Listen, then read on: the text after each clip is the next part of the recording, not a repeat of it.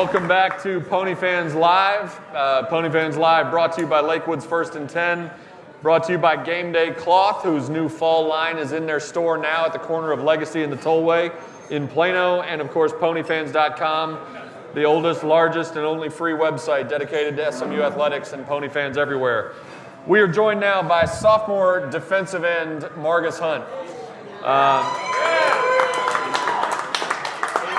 Look at this.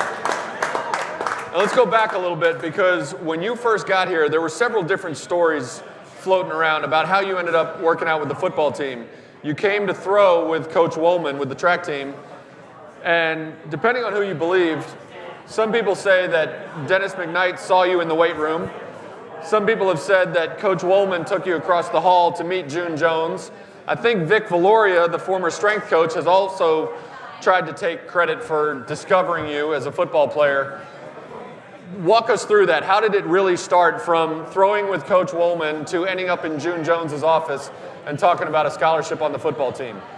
Well, I think it was a mixture of all the three of them. I mean, when I got here, Vic Valoria started talking to me about playing football like every day. When I was in the weight room, he was like, "Okay, you know how much money you can make playing football," and stuff like that. So. I mean, I ignored that. I was doing my track and field thing. I was still throwing. Then one time, Coach McKnight came up to me and said, "You're really strong. You sure you don't want to try out or something?" And I was like, "Well, I'm still going to do my track so far." And when we found out that SMU is not going to bring back the men's track and field program,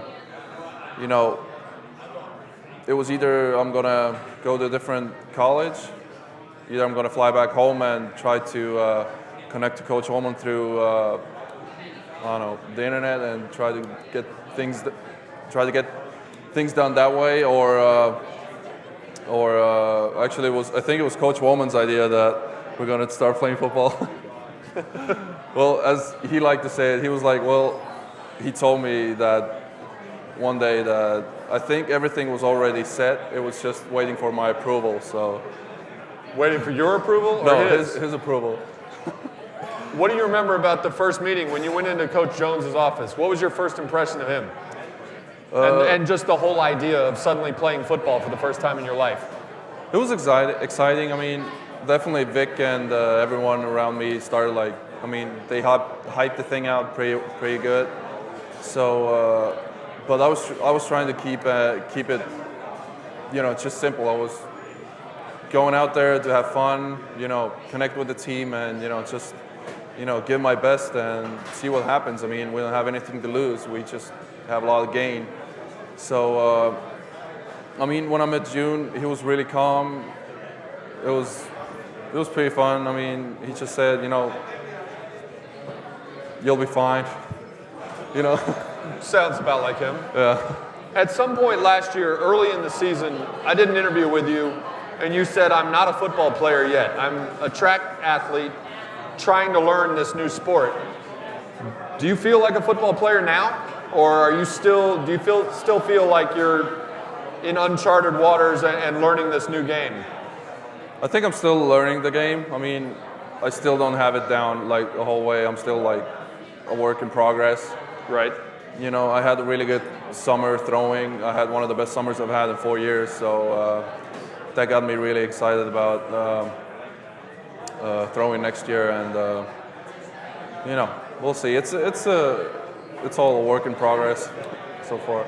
Your first year on campus, obviously you're brand new to everything. You're a backup on defense, but you started to make a name for yourself blocking kicks. You and, in fact, your roommate, Kevin Grenier, are the two leading kick blockers on the team. And people look at you and say, all right, you're 6'8", you've got long arms, but obviously there's more to it than just being tall. Or every football coach in America would be out signing basketball players. In addition to height and long arms, what is it that makes an effective kick blocker? And what were you able to do that allowed you to pick it up so quickly? Well, I mean, when Frank was still around, he started teaching me the techniques, how to play the field goal teams and how to get skinny in the gap, and how to elevate and how to penetrate and how to do all of those little things.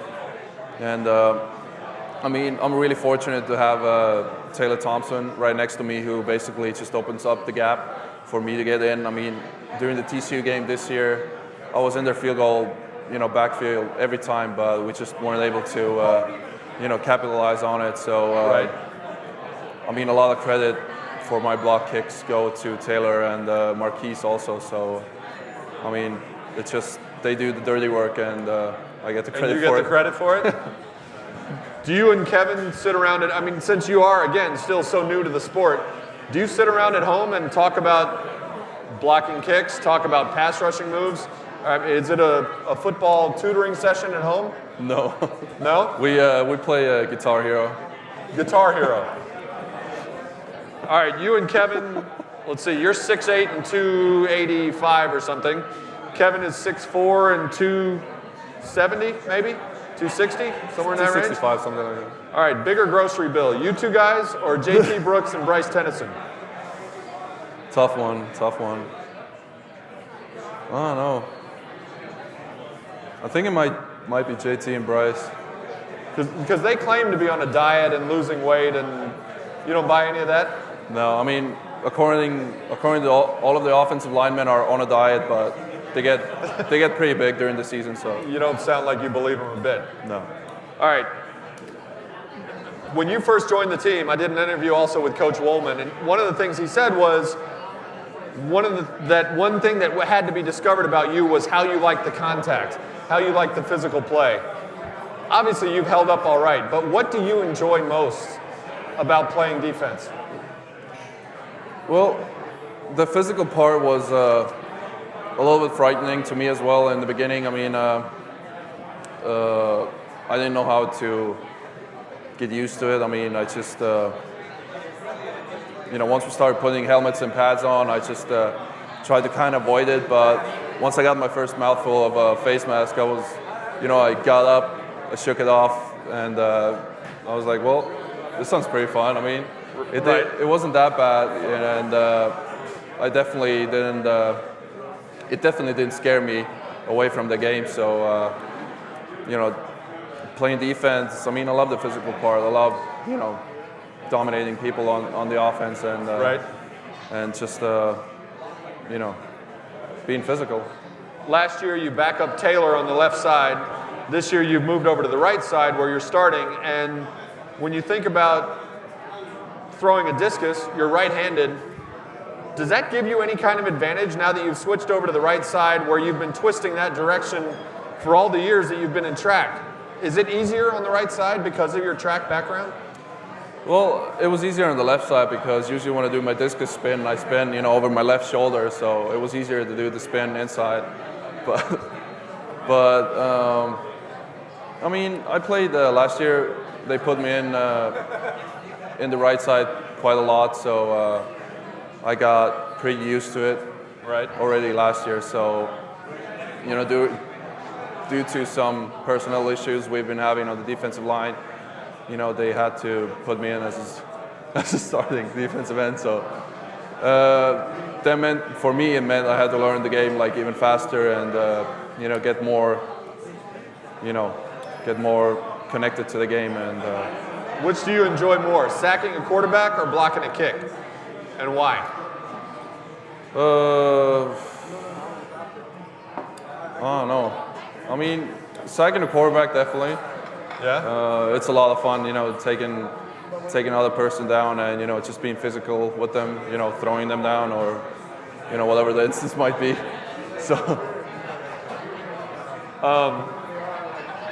Coach Jones has said, almost since you joined the team, he said Margus has the potential to get drafted, maybe drafted early, maybe in the first round.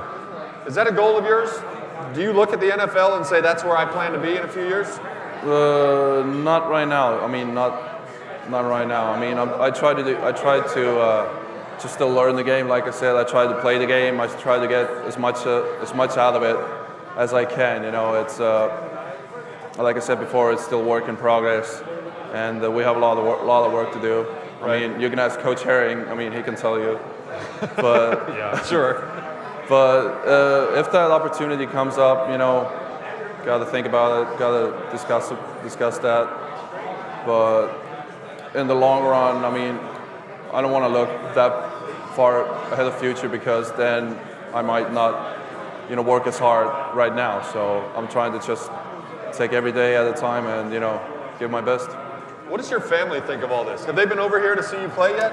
Not yet. I mean, my brother-in-law was really excited when I started playing football. My mom was really scared, and scared for your well-being? Yeah, but she's all right. She's been fine. I mean, it hasn't been that bad. The offensive tackle for the Tennessee Titans, Michael Roose, is from your home country of Estonia. How big a deal is that over there? Is he some sort of a huge celebrity for having achieved success in the NFL? Or which would be a bigger deal for you back home? An Olympic medal or making the NFL? Well, back home it would definitely be the Olympic medal. I mean, it's been, I mean, Europe is a different kind of athletic like field, so right. You have all kind of different, I mean, the perspectives of track and field are different than they are over here, so. But he is, I mean, people don't like him that well, if I'm being honest right now, because they don't like him? Yeah, I mean, it's all about being all like, you know, national and having that national pride, and right. Apparently he doesn't know a word of Estonian anymore.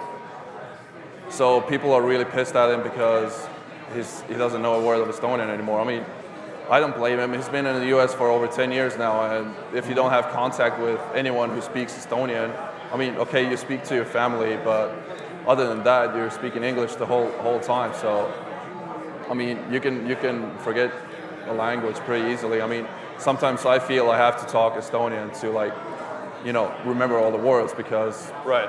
It gets hard. I mean, even though I have, you know, nowadays we have the internet, we have Skype, I can talk to my mom and whoever I want to, but still, you know, the language gets lost, you know. All right, putting you on the spot, which would mean more to you? An Olympic medal or an NFL career? You're killing me with questions today, man. Admitting that your track coach is in the building tonight, and you have to be very diplomatic to him. Yeah, I have to choose the politically correct answer today. I mean, it's been always my dream to get an Olympic medal. Once I started, you know, doing track and field, you know, if the football thing, if, you know, we do it for 2 years, nothing works out. I mean, I'm still 25 in 2 years, and we can still pick it up and you know, do the track and field part.